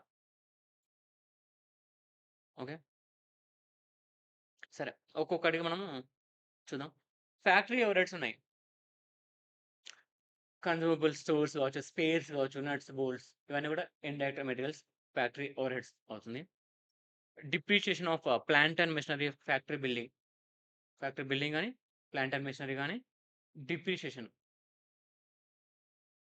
Okay. Then repairs and maintenance of that plant and machinery. Insurance of plant and machinery.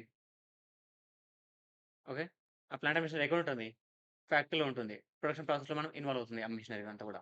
దాని రిలేటెడ్ రిపేర్స్ అండ్ మెయింటెనెన్స్ కావచ్చు, ఇన్సూరెన్స్ కావచ్చు, డిప్రిషియేషన్ కావచ్చు, వాటెవర్ ఇవన్నీ కూడా మనకు ఫ్యాక్టరీ ఓవర్‌హెడ్ అవుతుంది. ప్రొడక్షన్ కాస్ట్‌లో ఇన్వాల్వ్ అవుతుంది అవన్నీ గూడా.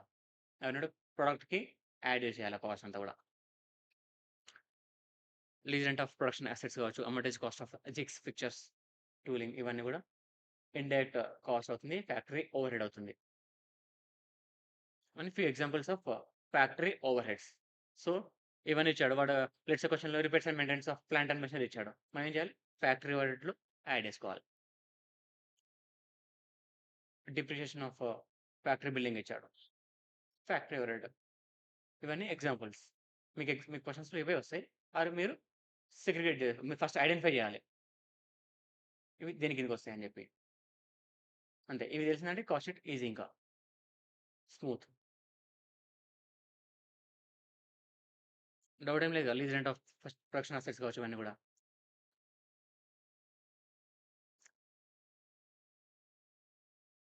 సో, కొంచెం థియరీ హార్డ్‌గానే ఉంటది.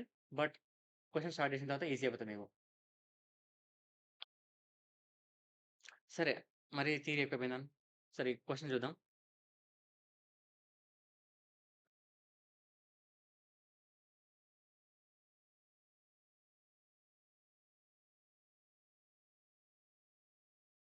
సరే ఈ క్వెషన్ చూడండి.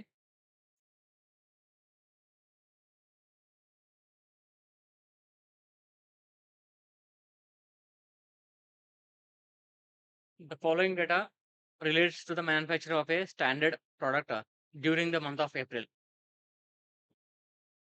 ఓకే. దీని కాస్ట్ షీట్ ప్రిపేర్ చేయండి.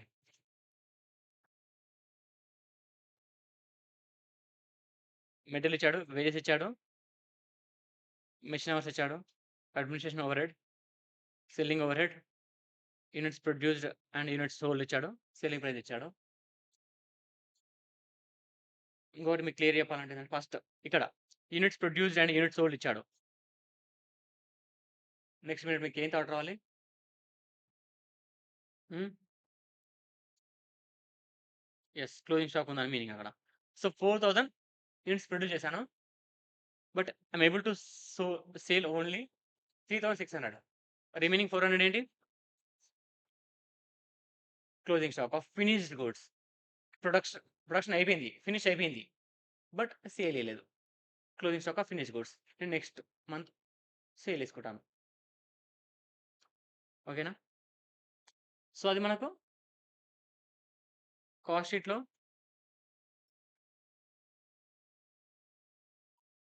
కాస్ట్ ఆఫ్ ప్రొడక్షన్ వచ్చిన తర్వాత opening stock of finished goods add చేసుకొని closing stock of finished goods deduct చేయాలి. ఎందుకు అనంటే ఎందుకు అనంటే ఫస్ట్ ఆఫ్ ఆల్ ఇక్కడ చూడండి ఫస్ట్ ప్రొఫార్మాలో total cost and cost per unit. Total cost and cost per unit find out చేస్తున్నాను. ఇక్కడ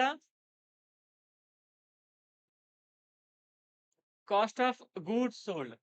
నేను ఏవైతే గూడ్స్ సెల్ చేశానో దాని రిలేటెడ్ కాస్ట్ కావాలి. దాని రిలేటెడ్ కాస్ట్ పర్ యూనిట్ కావాలి. నా ultimate agenda of cost sheet ఏంటి అంటే కాస్ట్ ఆఫ్ సేల్స్ కావచ్చు, కాస్ట్ ఆఫ్ సేల్స్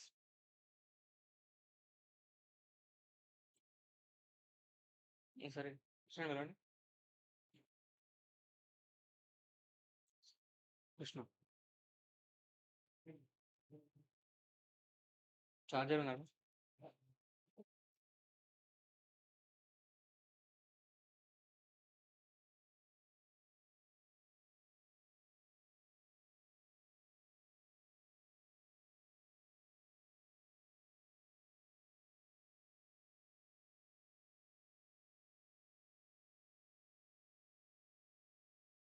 ఓకే.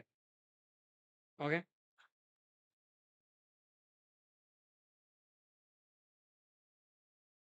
పిలిచావా? ఉందా? అవునవును. తెలుసు. బ్యాగ్‌లో ఉంది. ఓకే.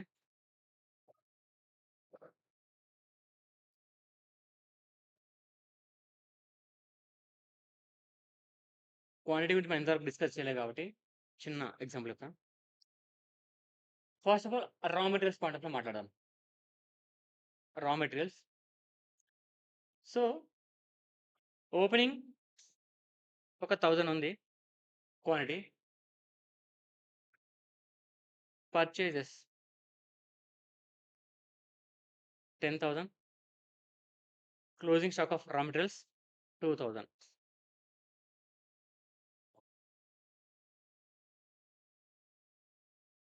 మీకు ఫస్ట్ అర్థం కావాల్సిందంటే, ultimate agenda of cost sheet ఏంటంటే, నాకు ఏవైతే గూడ్స్ సెల్ చేశానో దాని రిలేటెడ్ నా కాస్ట్ ఏంటి? దాని రిలేటెడ్ కాస్ట్ పర్ యూనిట్ ఏంటి? టోటల్ కాస్ట్ కావాలి, పర్ యూనిట్ కావాలి. So, first cost of goods sold తెలవాలంటే ఫస్ట్ ప్రొడక్షన్ ఏంటో తెలవాలి. ప్రొడక్షన్ ఏంటో తెలవాలంటే ఫస్ట్ రా మెటీరియల్ కన్జంప్షన్ తెలవాలి.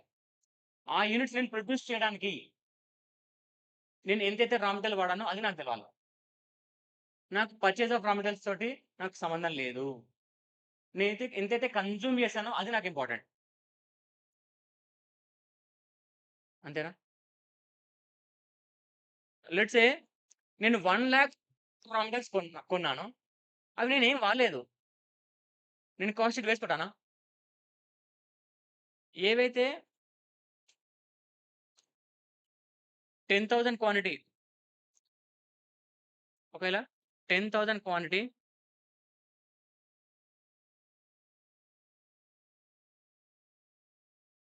క్వాంటిటీని సేల్ చేశాను. 10,000 క్వాంటిటీని సేల్ చేశాను. ఒక్కొక్క యూనిట్ ప్రొడ్యూస్ చేయడానికి నాకు ఒక్కొక్క యూనిట్ ఆఫ్ రా మెటీరియల్ కావాలి. 10,000కి 10,000 రా మెటీరియల్ సరిపోతుంది. నేను 1,00,000 పర్చేజ్ చేశాను రా మెటీరియల్స్. అవేమైతది? క్లోజింగ్ స్టాక్‌లో ఉండిపోతుంది. అది నాకు అవసరం లేదు. అది మేబీ నెక్స్ట్ మంత్ వాడుకుంటానేమో. ఇప్పుడైతే నాకు అక్కర్లేదు. ఇప్పుడు నేను 10,000 క్వాంటిటీ ప్రొడ్యూస్ చేయడానికి నాకు ఎంత రా మెటీరియల్ కావాలి? 10,000 కావాలి. సో, సింపుల్‌గా ఏం చేశానంటే రా మెటీరియల్ కన్జ్యూమర్ కావాలి నాకు.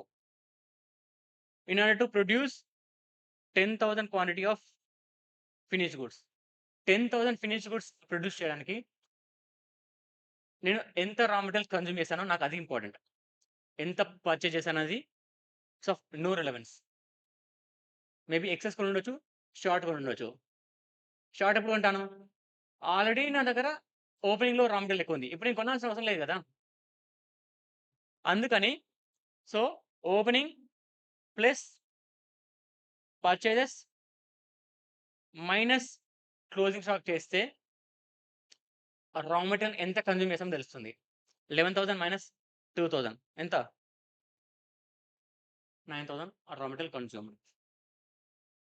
చూస్తే గనక first opening stock of raw materials. Opening మన దగ్గర రా మెటీరియల్స్ ఎంతుండే? దానికి కొత్తగా new purchase of raw materials ఎంత? Minus closing stock of raw materials which is not used. అది నేను వాడలేదు ఫస్ట్ ఆఫ్ ఆల్. కొన్నాను. అది ఇంకా క్లోజింగ్ స్టాక్ ఆఫ్ రా మెటీరియల్స్‌లో ఉంది. అది మేబీ నెక్స్ట్ మంత్ వాడతానేమో. ఇప్పుడు వాడలేదు గదా! ఫర్ ద పీరియడ్ ఈ మంత్ యొక్క కాస్ట్ షీట్ ప్రిపేర్ చేసినప్పుడు ఈ మంత్‌కి వాడకపోతే ఇగ్నోర్ చేయండి. ఈ మంత్‌కి ఒకవేళ యూజ్ చేసుంటే గనక అది కన్సిడర్ చేయండి. Opening stock of raw materials నేను యాడ్ చేసినాను. ఎందుకు యాడ్ చేశాను? ఎందుకు యాడ్ చేశాను? ఒకవేళ నాకు లాస్ట్ మంత్ కొంత closing stock of raw materials ఉంది. ఈ మంత్ నేను ఫ్రెష్‌గా ప్రొడక్షన్ స్టార్ట్ చేస్తున్నాను. ప్రొడక్షన్ స్టార్ట్ చేసేటప్పుడు నాకు రా మెటీరియల్స్ కావాలి. నాకు లాస్ట్ మంత్ కొంత క్లోజింగ్ ఉంది. నేను అది వాడుకోను. నాకు పక్కా ఫ్రెష్‌గా కొత్తగా పర్చేజ్ కూడా రా మెటీరియల్ అంటావా? లేకపోతే ఆల్రెడీ క్లోజింగ్ ఉన్నది వాడుకుంటామా? ఆబ్వియస్‌లీ లాస్ట్ మంత్‌లో ఉన్న క్లోజింగ్ ఈ మంత్ ఓపెనింగ్ అవుతుంది. ఆ ఓపెనింగ్ రా మెటీరియల్‌ని పక్కా వాడుకుంటాను. దాని తర్వాత సరిపోతేనే పర్చేజ్ చేసుకుంటాను. అంతేనే కదా! ఈ మంత్ ప్రొడక్షన్‌కి నాకు raw material first of all simple ఏంటి? ప్రొడక్షన్‌కి రా మెటీరియల్ కావాలి. ఉందా? లేదా? ఉంటే వాడుకుంటాను కదా! అప్పుడు వాడుకుంటాను. దాని తర్వాత అడిషనల్‌గా సరిపోకపోతే పర్చేజ్ చేసుకుంటాను. మిగిలితే అది నేను కన్జ్యూమ్ చేయలేదు కాబట్టి అది మైనస్ చేసుకోండి. అది క్లోజింగ్‌లో ఉండిపోతుంది. నెక్స్ట్ మంత్ ఓపెనింగ్‌కి వెళ్ళిపోతుంది. అది నెక్స్ట్ మంత్‌లో వాడుకుంటారు. నెక్స్ట్ మంత్ ఓపెనింగ్‌కి అది యాడ్ అయిపోతుంది. ఇది సైకిల్. బట్ నాకు కావాల్సిందేంటి? ఈ మంత్ కాస్ట్ షీట్ ప్రిపేర్ చేసినప్పుడు ఈ మంత్‌కి నేను ఎంత యాక్చువల్‌గా రా మెటీరియల్ వాడుకున్నాను, కన్జ్యూమ్ చేశాను. Actual consumption is important. ఓకేనా? ఆఫ్టర్ అయినా గూడా kind of freight like labour charges, loading, unloading ఇట్లాంటివి చేస్తాం గదా! అగా అప్పట్లో ఉండేవి ఆఫ్టర్ అనేది.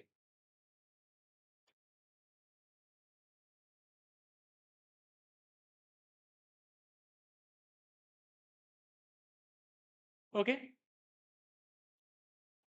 ఇలాగా 1000 మైనస్ 2000 అయితే 2000. అలాగా నా యాక్చువల్ క్వాంటిటీ కన్జ్యూమ్డ్ ఎంత? 9000. ఈ విధంగా మనం ఐడెంటిఫై చేయాలి. అంటే ఈ మంత్ ప్రొడక్షన్‌కి నేను ఎంత రా మెటీరియల్స్ వాడాను, ఎంత క్వాంటిటీ ఆఫ్ రా మెటీరియల్స్ వాడాను ఐడెంటిఫై చేయాలి. అర్థమైందా? క్లియర్ గదా! కొంతమంది ఏం చేస్తారంటే సింపుల్‌గా డైరెక్ట్‌గా పర్చేజ్ ఆఫ్ రా మెటీరియల్స్ చేసుకుంటారు. Opening and closing of raw materials adjust చేయరు. ఎందుకు చేయాలి అనడానికి రీజన్ ఏంటంటే ఆల్రెడీ ఓపెనింగ్ ఉంటే అది వాడుకుంటావు. అది యాడ్ చేయాలి. క్లోజింగ్‌లో ఉంటే అది నువ్వు ఇంకా వాడలేదు కాబట్టి యాక్చువల్ కన్జంప్షన్ ఇంపార్టెంట్ కాబట్టి అది రిడక్ట్ చేసేస్తాం.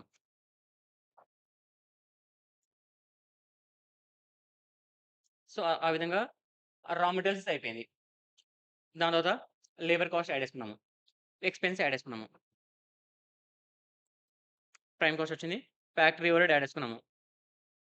దెన్ ఇక్కడ gross factory cost. Factory cost ఇది గ్రాస్. దాంట్లో డబ్ల్యూఐపీ ఉంటుంది. Working progress. వర్కింగ్ ప్రోగ్రెస్ కూడా మనం అడ్జస్ట్ చేయాలి. ఎందుకు అనంటే ఒకవేళ లాస్ట్ మంత్ కొంత క్లోజింగ్ డబ్ల్యూఐపీ ఉంది. అది ఈ మంత్‌లో ఫినిష్ అవుతుందా? లేదంటే లాస్ట్ మంత్‌లో సగం వర్క్ చేసారు వాళ్ళు. నేను వర్క్ చేయనసలు. నాకు సంబంధం లేదు అని వదిలేస్తాం దాన్ని అట్లాగా. It's never ending process. Last month 31st or 30థ్ ఆఫ్ దట్ లాస్ట్ మంత్ కొంత క్లోజింగ్ ఉంది. ఆ రోజుకి అవ్వలేదు. నెక్స్ట్ డే మళ్ళీ స్టార్ట్ చేస్తాం కదా వర్క్. ఆటోమేటిక్‌గా ఫినిష్ చేస్తాం కదా!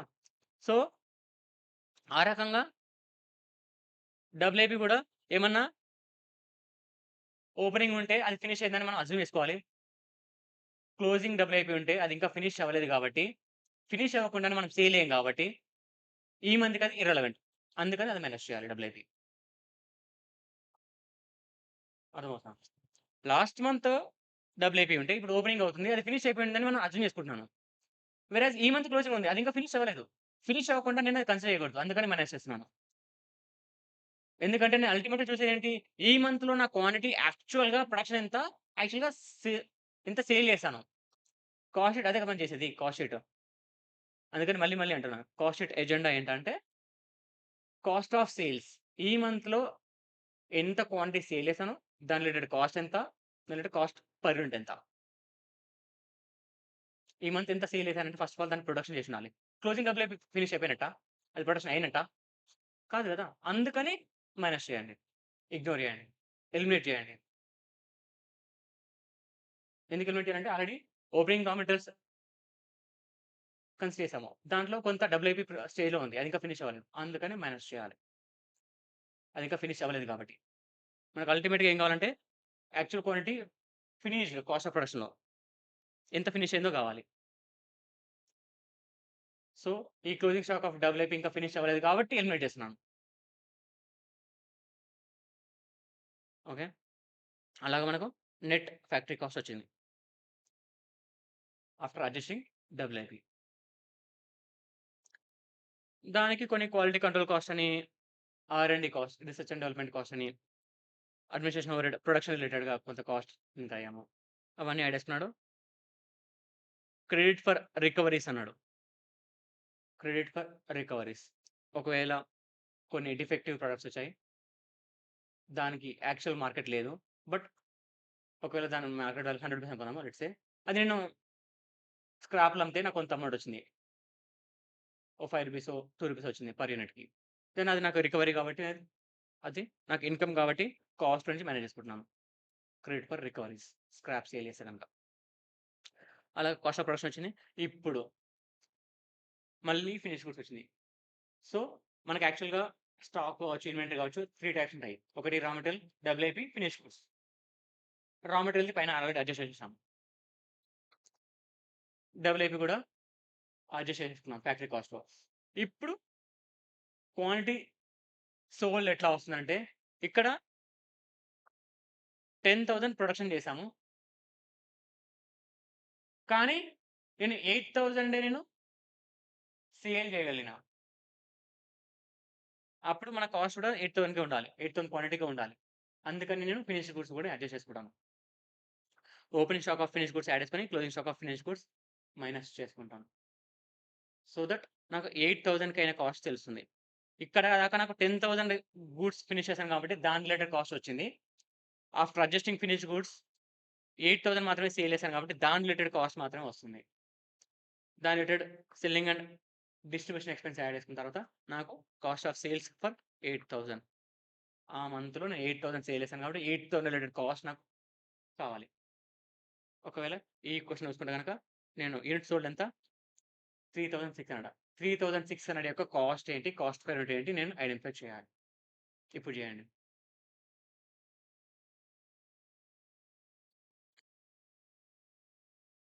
రఫ్‌గా చేయండి. దాని తర్వాత ప్రొఫార్మా నోట్ డౌన్ చేసుకుందాం. ఓకే.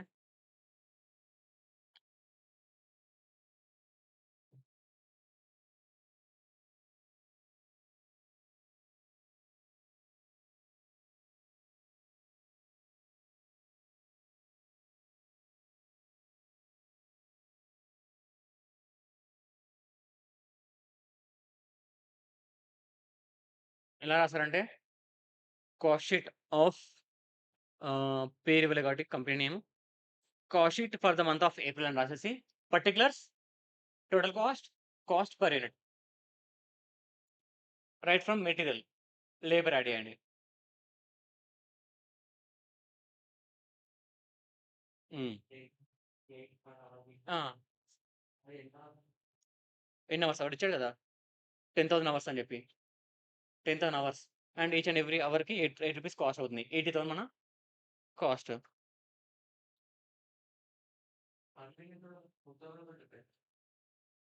దేనికి? దేనికి?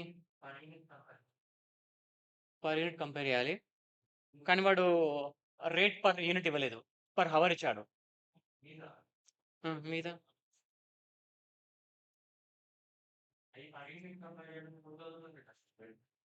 4,000 4,000 కరెక్ట్.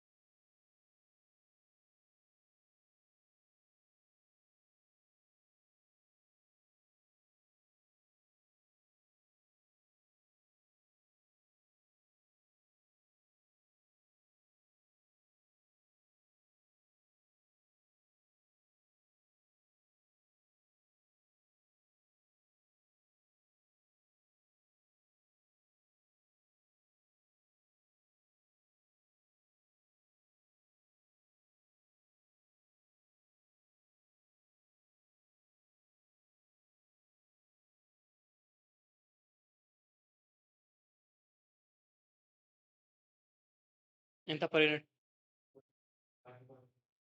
45.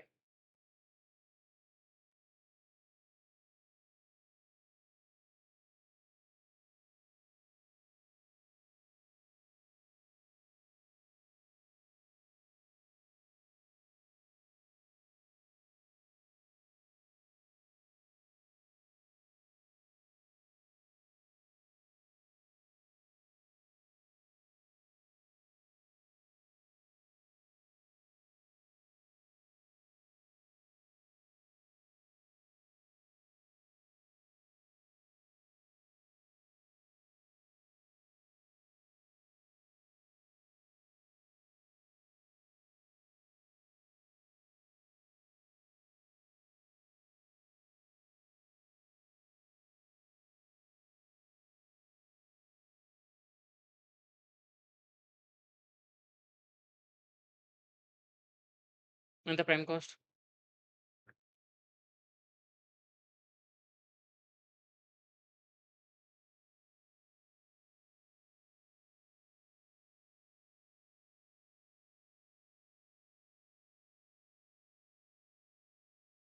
నెక్స్ట్ ఏంటి? మెషిన్. అది ఫ్యాక్టరీ ఓవర్ కిందకొస్తుంది.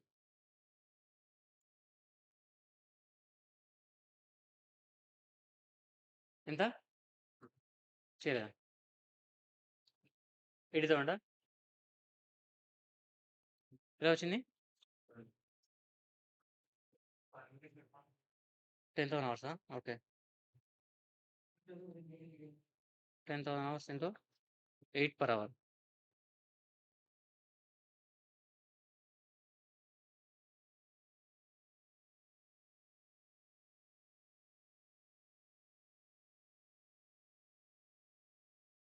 ట్వంటీయా?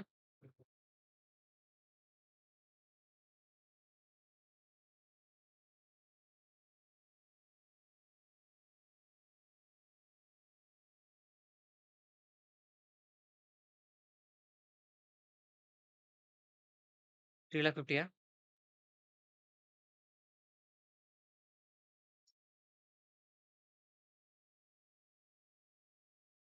అంతేనా? వస్తలేదా?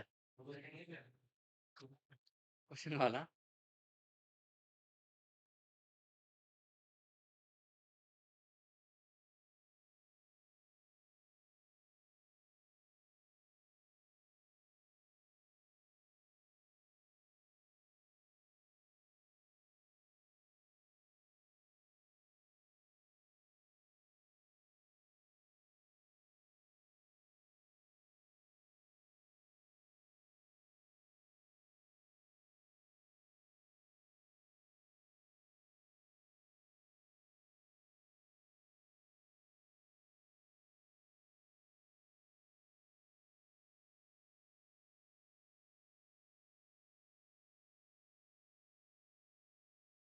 నెక్స్ట్ ఏంటి? ఏం చేయాలి? అడ్మినిస్ట్రేషన్ ఓవర్‌హెడ్ లాస్ట్‌కి. అంతకంటే ముందు మనకు కాస్ట్ ఆఫ్ గూడ్స్ సోల్డ్ కావాలి. So, it is nothing but ఇక్కడ ఫ్యాక్టరీ కాస్ట్ కావచ్చు, కాస్ట్ ఆఫ్ ప్రొడక్షన్ ఇది. దాని తర్వాత ఏంటి? క్లోజింగ్ స్టాక్ ఉంది. మైనస్ చేయాలి. Opening stock of finished goods ఏం లేదు. Only closing stock of finished goods ఉంది. అది మైనస్ చేయాలి. To get the cost of goods sold. అంటే ఇది ఆల్రెడీ ఇప్పుడు యాస్ ఆఫ్ నౌ మన దగ్గర 4,000 క్వాంటిటీకి కాస్ట్ ఉంది. మనకు 3,600కే కాస్ట్ కావాలి. కాస్ట్ ఆఫ్ గూడ్స్ సోల్డ్ కావాలి. Minus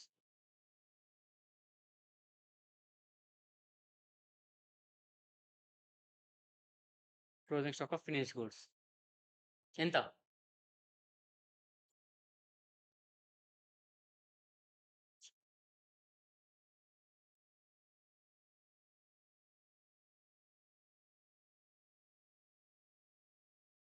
three thou 3,500? 35,000.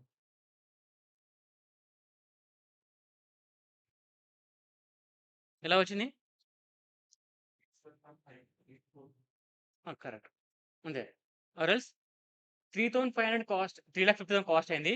ఫర్ 4000 క్వాంటిటీకి 400 క్వాంటిటీ క్లోజింగ్ స్టాక్ ఇంతే కదా! దానికెంత? రివర్స్ క్యాలిక్యులేట్ చేయండి. 3,50,000 ఇంటూ 400 డివైడ్ బై 4000 అట్లా చేయొచ్చు. లేదా పర్ యూనిట్‌కి 87.5 అయింది పర్ యూనిట్. నాకు క్లోజింగ్ స్టాక్ 400 ఉంది.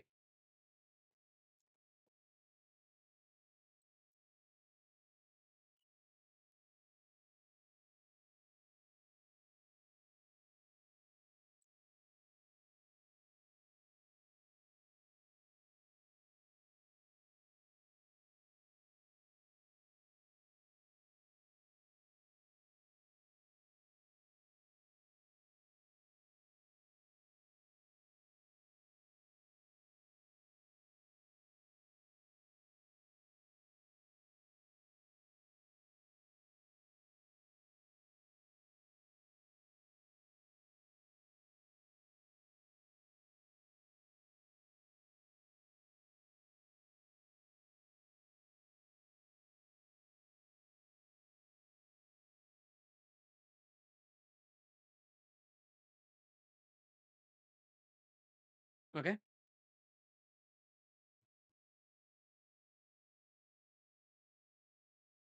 ఆ! ఇప్పుడు చెప్పండి.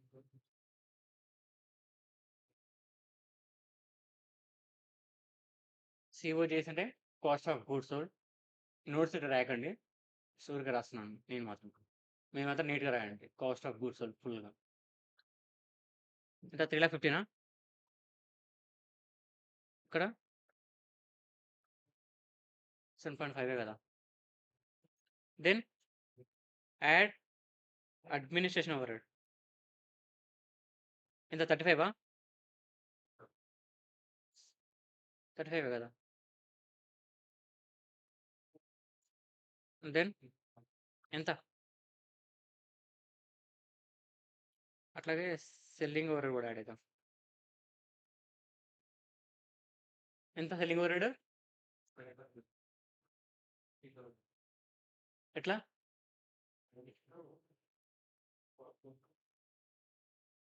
హ్మ్. కరెక్ట్. కరెక్ట్. 4,000 కాదు. 3,600 క్వాంటిటీ సోల్డ్ పైనే మనం సెల్లింగ్ ఓవర్‌హెడ్ ఇన్కర్ అవుతాం. సో, ప్రొడ్యూస్ చేసినంత మాత్రాన మనం సెల్లింగ్ ఓవర్‌హెడ్ ఇన్కర్ అవ్వం. పర్ యూనిట్ ఏవైతే క్వాంటిటీ సేల్ చేసామో దానికి మాత్రం ఇన్ రిలేషన్ టు దట్ మనము సెల్లింగ్ ఓవర్‌హెడ్ ఇన్కర్ అవుతాము. So, 3,600 quantity sold into 5 per unit.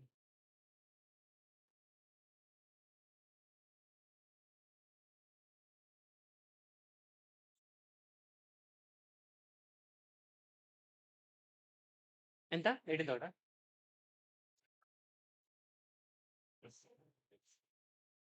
అయిపోయింది కదా! ఓకే.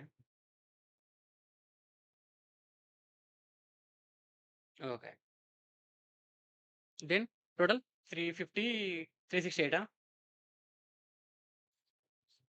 పర్ యూనిట్ కూడా చెప్పండి. Per unit 90 9.72 okay. Okay. 18,000 by 3,600 5 ఇక్కడ 5 అంతే కదా! 5 టోటల్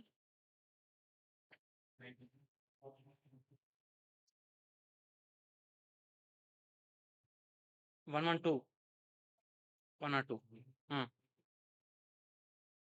ఓకే. ఇది cost of sales.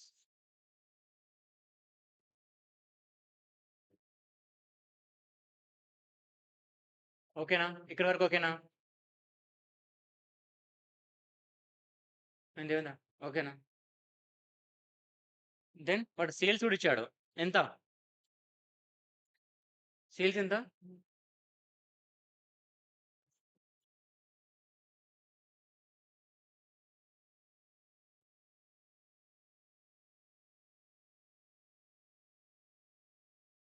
3,600 quantity sold into 125 selling price. 4,50,000 15 50 50 okay. ఇక్కడ 128. డిఫరెన్స్ ఒక 32, 82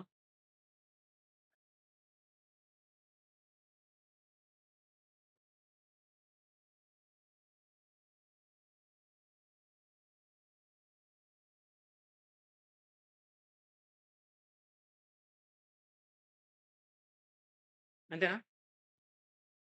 ఓకే. వాడు కాస్ట్ పర్ యూనిట్ అన్నాడు. Cost per unit 102.